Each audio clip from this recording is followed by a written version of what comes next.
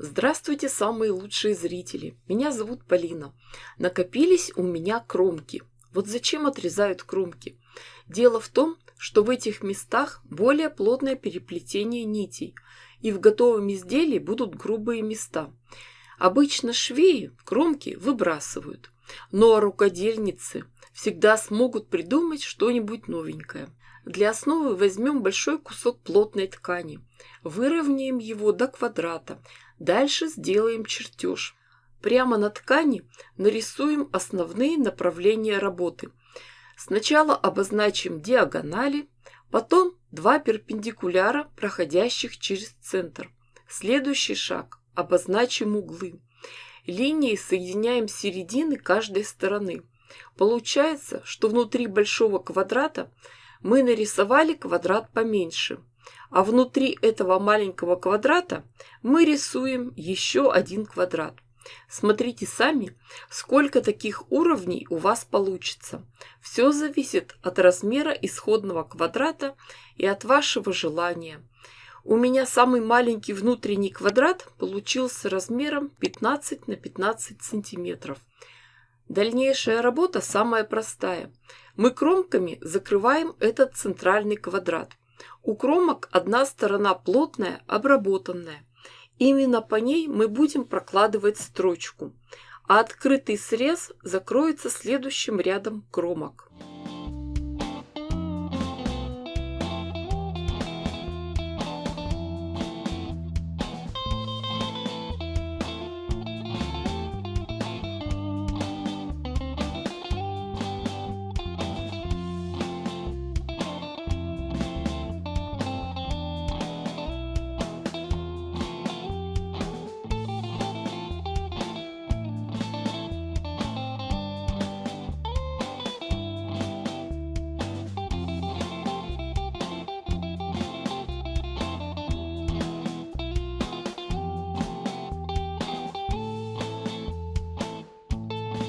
Когда заполнена середина, начинаем работать с углами. Выстраиваем перпендикуляр. Полоски в середине расположены вертикально. Мы внизу перпендикулярно пришиваем темно-синюю кромку. Это будет граница. Дальше заполняем этот треугольник, пришиваем остальные кромки.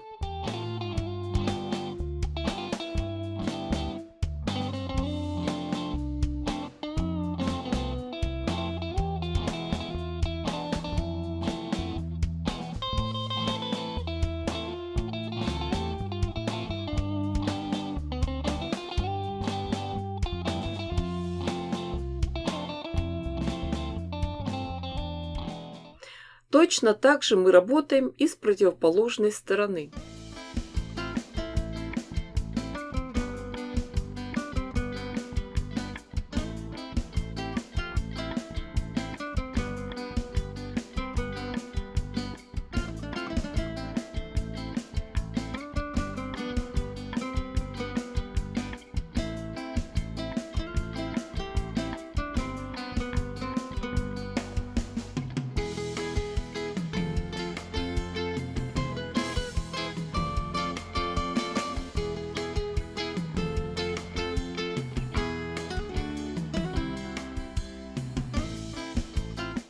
Две оставшиеся стороны мы будем закрывать вертикальными полосками. Вот здесь действуем немного по-другому. Сначала пришиваем кромку, укладываем ее лицом к лицу, строчку проводим по открытому краю. Затем нашиваем вертикальные полоски. Когда этот треугольник будет полностью заполнен, отгибаем нашу темно-синюю первую кромку и ей закрываем торчащие концы вертикальных полосок.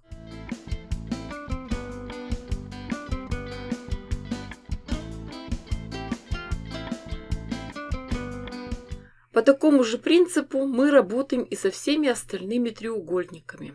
Здесь главное не запутаться в направлении полосок.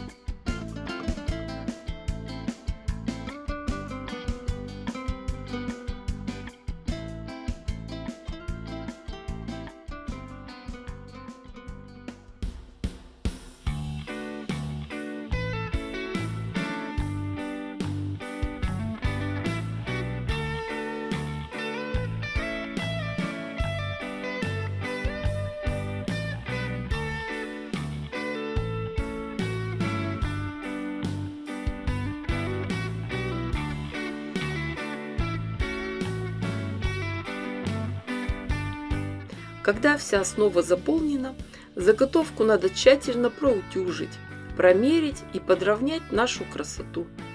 У меня основа была большая, 60 на 60 сантиметров. Получилось очень интересно и необычно, и хочется придумать какое-то продолжение. Надо будет еще подумать. Девочки, дорогие мои, вы же понимаете, что я дала вам идею. Шейте, творите, вытворяйте. Не ждите чудес, чудите сами. Думаю, что у вас все получится гораздо лучше, красивее и интереснее, чем у меня. Ставьте классы, пишите комментарии. Жду вас всех в своих группах ВКонтакте, Одноклассниках и на Рутубе. Огромное спасибо всем, кто поддерживает меня на Бусти. С вами была Полина. Всем пока-пока и до скорых встреч!